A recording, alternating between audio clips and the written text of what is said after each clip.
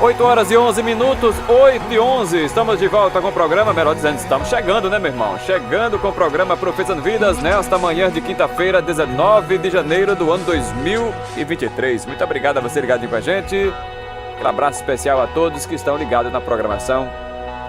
Espero você aqui comigo.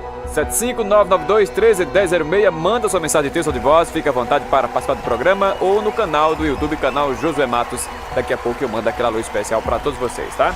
Então vamos lá, seguindo na programação. Deixa eu falar para você aqui do endereço dos preços baixos de verdade para você, que é o Supermercado Dantas. Lá você vai encontrar café de R$ 5,99, leite Betânia de R$ 4,49, creme crack Maryland de R$ 4,99, biscoito rosquinha R$ 3,99 e açúcar de R$ 3,59. Óleo R$ 8,99, filé de peito R$ 19,90. Frango inteiro quilo R$ 10,90. Molho pronto R$ 1,65 e leite condensado de R$ 6,19. Detergente R$ 1,79 e a garrafa térmica de café R$ 23,99. Isso no Supermercado Dantas, no antigo Beco da Lotérica. E lá você encontra frutas e verduras fresquinhas para você.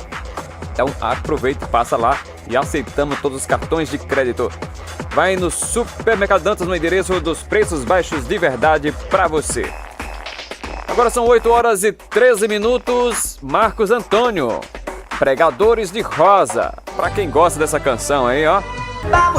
Agora são 8 horas e 49 minutos. 8 e 49. Vamos para o nosso momento devocional, presente diário para você. Uma palavra para o seu coração. Hoje vamos falar sobre o impossível. Daqui a pouquinho, aqui no programa Profetizando Vidas. Muito obrigado a você ligadinho com a gente. E agradeço a todos que estão no canal do YouTube, canal José Matos. Deixa aquele joinha pra gente, tá? Dá aquele joinha pra gente. E se ainda não é inscrito, se inscreva no canal. Olha aí nesse botãozinho vermelho, inscrever-se. Aperta aí e inscreva. E também aproveite para divulgar nas redes sociais de vocês, tá? Olha, gente, o nosso momento devocional presente diário de hoje fala sobre o impossível. Vamos ler o livro de Josué, capítulo 12, a partir do versículo 1. Livro de Josué, capítulo 12, a partir do versículo 1. Diz o seguinte: são esses os reis que os israelitas derrotaram e de cujo território se apossaram ao leste do Jordão, desde o ribeiro de Amon até o monte Hermon, inclusive todo o lado leste de Arabá.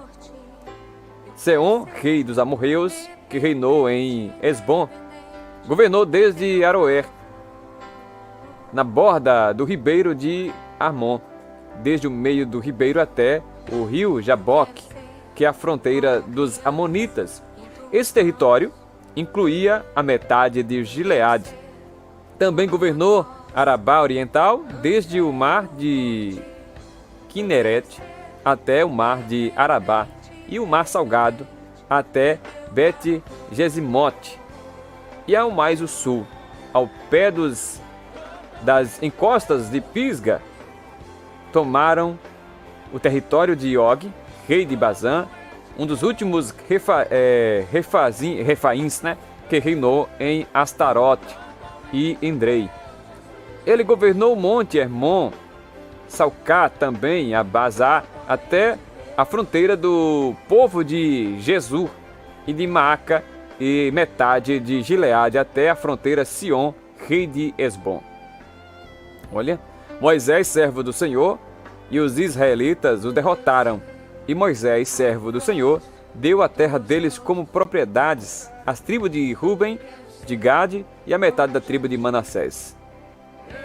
São esses os reis que Josué e os israelitas derrotaram ao lado oriental do Jordão, desde Baal-Gade, no vale do Líbano, até o monte Alaque, que se ergue na direção de Seir. Josué deu terra deles por herança às tribos de Israel, repartindo-a entre elas. E Serra Central, e a Serra Central, a Cefalá, Arabá e as encostas das montanhas, os desertos e a Neguebe, as terras dos Hititas e dos amorreus, dos cananeus, dos fariseus, dos heveus e dos jebuseus. E aí vem que Josué derrotou o rei de Jericó, o rei de Ai, próximo a Betel, o rei de Jerusalém, o rei de Hebron, o rei de Jarmut, o rei de Laquis, o rei de Eglon, o rei de Gezer, o rei de Debir, o rei de Geder, o rei de Romar, o rei de Arad, o rei de Libna e o rei de Adulão, o rei de Maquedá, o rei de Betel, o rei de Tapua, o rei de Efer, o rei de Afec, o rei de Lazaron, o rei de Madom e o rei de Arzor, e o rei de Sireon Meron, e o rei de Asaf, e o rei de Tanak, e também o rei de Megido, o rei de Quedes e o rei de Jacneão, do Carmelo, e o rei de Dor em Afote Deor, olha o nome dos reis, hein? E o rei de Goim, e também o rei de Gilgal, e outros, e o rei de Tirza. 31 reis ao todo foi que Josué destruiu na guerra da tomada da terra naquela época. A lista de reis derrotados por Josué. Então, impossível, né? E aí Romanos 11, versículo 29 diz o seguinte: os dons e o chamado de Deus são irrevogáveis. Os dons e o chamado de Deus são irrevogáveis. Se Deus chamou, foi chamado.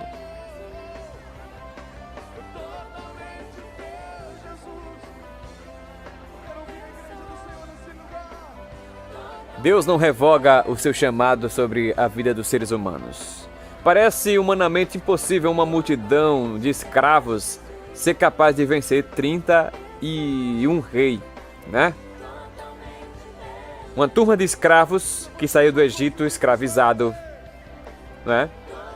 Destruíram e venceram 31 reis, cujos povos e nações já estavam consolidados naquele local havia séculos.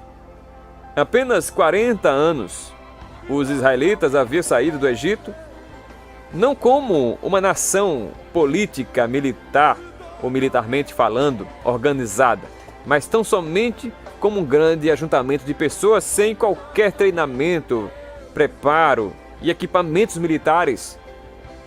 Precisariam enfrentar muitas guerras para conquistar seu território em uma região com muitas cidades fortificadas e muradas, como a murada Jericó, né? Como aquela cidade de Jericó, toda em muros essa que passava carros por cima desse muro de largo que era, de extenso que era. Mas o que parece impossível absolutamente não é quando o próprio Deus promete que daria aquela terra ao seu povo.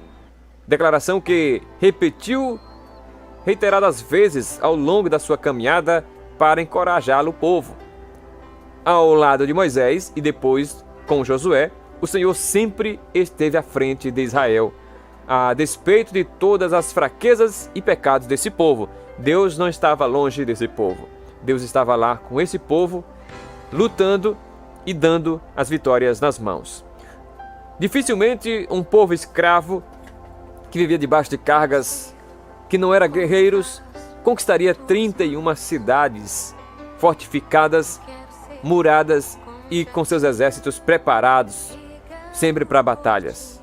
Apesar do nosso versículo-chave aqui, que acabamos de ler, aparecer em outro contexto, né? Os dons e o chamado de Deus são irrevogáveis. Deus não revoga o seu chamado, Deus não revoga os seus propósitos, Deus não revoga os seus planos. Então é perfeito, aceitável e bíblico fazer essa junção, pois o apóstolo Paulo está falando exatamente da fidelidade de Deus no tratamento com seu povo, dizendo que os dons, as dádivas, os presentes, as promessas de Deus e o chamado de Deus são irrevogáveis. Deus não revoga as bênçãos dele, Deus não revoga as dádivas os presentes e promessas de Deus. Se Ele chamou você e eu para as promessas, vai cumprir em nossas vidas. Haverá promessas de Deus, presentes de Deus, dádivas de Deus sobre as nossas vidas. E o chamado dele jamais será revogado. Algumas versões dizem que Deus não volta atrás. É o que a Bíblia diz, né? Deus não volta atrás no que Ele planejou. E foi exatamente isso que aconteceu no contexto que estamos trazendo nessa meditação de hoje. Considerando a desobediência e a rebeldia do povo e a fraqueza que era gritante naquela época do povo de Deus, né? Diante do poderio numérico e bélico, né? E bélico, melhor dizendo, olha, desculpa aí, e bélico dos inimigos, que eram muitos inimigos em números extensos, que era 31 nações ali próximas, dominada por rei, e que tinha seus exércitos preparados, tinha suas táticas de guerras, suas proteções. Era impossível um povo despreparado, sem trabalhar numa tática de guerra, conquistar aquela cidade. Ainda mais um povo rebelde, desobediente, que não queria obedecer os princípios traçados para eles. Mas Deus prometeu e assim fez. E a Bíblia deixa bem claro, dizendo que aquele povo conquistou a terra prometida não porque eles eram merecedores, mas porque o nome de Deus e a promessa feita a Abraão, a Isaac e a Jacó. Mas se fosse por aquele povo, de maneira nenhuma entrariam na terra prometida. Pois é.